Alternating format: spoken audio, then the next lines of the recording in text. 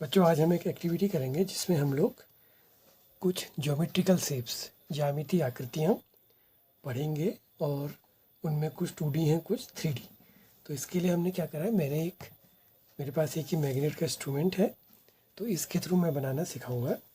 इसके लिए आप क्या करिए, जैसे एक हमने मैग्नेट लिया, एक बॉल लगा ली, ठीक है, एक इधर लगा ली। फिर हमने एक मैग्नेट और लिया, ये इधर लगा लिया, और एक हमने इधर लगा लिया। यहाँ पर भी अगर हम एक बॉल लगा लें तो ये बन गया त्रिभुज। ये क्या बन गया? ये त्रिभुज बन गया, ट्रायंगल। अब अगर हम इसमें जोड़ लगाएं तो देखिए बिल्कुल नहीं हिल रहा, ये बड़ा मजबूत आकृति है, इसका शेप नहीं बिगड़ रहा।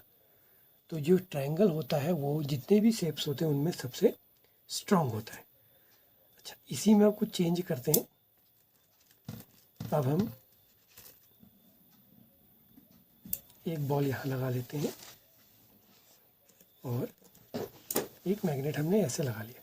तो देखिए अब ये बिल्कुल लचीला बन गया, इसमें 4 साइड्स हो गई हैं, तो ये बन गया क्वाड्रिलेटरल। अब चूंकि ये सब बराबर हैं तो इसको क्या कहेंगे?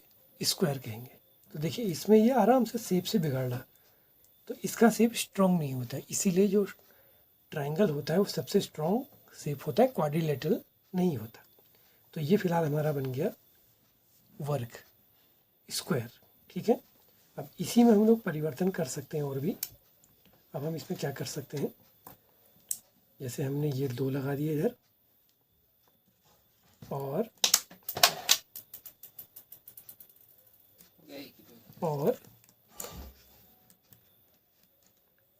इधर भी हमने 2 लगा लिए।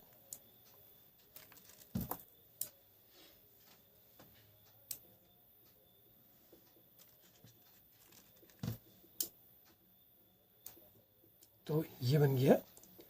अगर इसको ऐसे रख दे तो ये रेक्टेंगल या आयत बन जाता है, थोड़ा ऐसे ऐसे कर दें तो ये पैरेललोग्राम बन जाता है। हालांकि आयत भी अपने आप में पैरेललोग्राम है। फिलहाल हम लोग ऐसे समझते हैं कि ये एक, जब 90 डिग्री रखा तो एक रेक्टेंगल या आयत बन गया, और ऐसे कर दिया तो एक पैरेललोग्राम बन गया। अब हम इसी ट्रायंगल से कुछ शेप्स और बनाना सीखते हैं। उसका तरीका क्या है? बहुत सिंपल है कि हमने ये ट्रायंगल लिया। अब हम क्या करते हैं, एक हमने साइड इधर लगा दी, ठीक है, एक इस एंड से जोड़ा, यानी कि बेस इसका ट्रायंगल था, एक इधर से जोड़ दिया, और एक हम इस कोने से जोड़ते हैं। देखिए, तो ये कुछ ऐसा शेप बनता हुआ दिख रहा। तो इसको हम लोग कहते हैं पिरामिड। एक ऐसा पिरामिड जिसका जो बेस था, हमने क्या बनाया था? एक ट्रायंगल या त्रिभुज बनाया था। तो ये एक ऐसा पिरामिड है जिसका आधार एक त्रिभुज है। अब इसी में हम लोग एक और पिरामिड बनाते हैं जिसका आधार चतुर्भुज हो। तो अब हम एक दूसरे तरह का पिरामिड बना रहे हैं। जैसे हमने पहला बनाया था जिसका आधार त्रिभुज था, तो इसका आधार एक चतुर्भुज वाला बनाएंगे। तो इसमें हमने पहले एक चतुर्भुज, जैसे फिलहाल जो कि मैंने अभी वर्ग बनाया है, यानी कि एक पिरामिड जिसका आधार वर्ग है, तो वर्ग भी अपने आप में एक चतुर्भुज होता है। अब इसके बाद हमने इसमें एक इधर लगा दिया, और इसके ऊपर एक बॉल लगा देते हैं, एक इधर लगाया,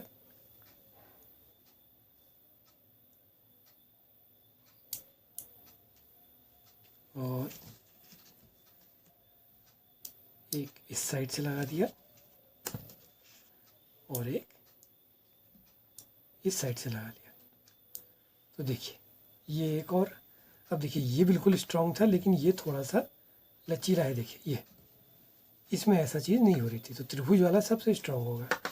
तो ये दूसरा पिरामिड बन गया, ये वाला, जिसका आधार कैसा है? एक वर्ग है, चतुर्भुज है। इसी तरह से आप चाहें तो पंचभुज करके भी बना सकते हैं। तो उसके लिए हमें क्या करना पड़ेगा? पहले एक पंचभुज बनाना पड़ेगा। तो ये हमने 2 ले लिए, ये बन गई अभी 2 साइड्स। तो पंचभुज में कितनी होंगी? पेंटागन में 5 साइड्स होंगी, ये 3 बन गई,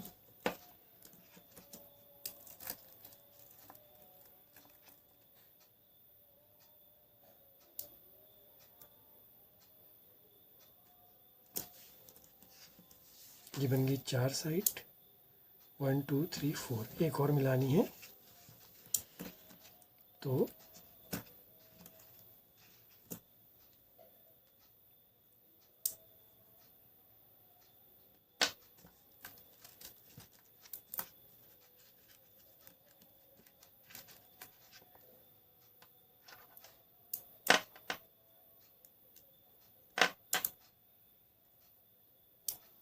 ये बन गया एक पेंटागन जिसके 5 साइड्स हैं। अब हमें क्या करना है, यानी कि हर जो बेस है, आपको पिरामिड का तरीका पता चल गया होगा। पिरामिड में क्या होना है कि जितने भी उसके आधार के जो कोने हैं, हर कोने से एक साइड मिलेगी और वो ऊपर तक जाएगी इस तरह से।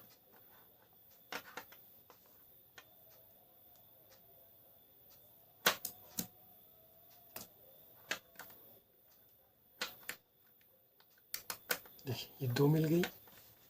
इसी तरह से हर कोने से एक एक आएगी।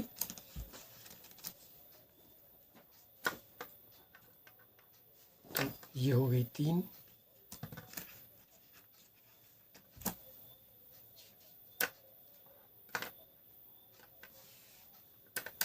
देखिए ये 4 और ये 5, ये एक अलग तरह का पिरामिड हो गया।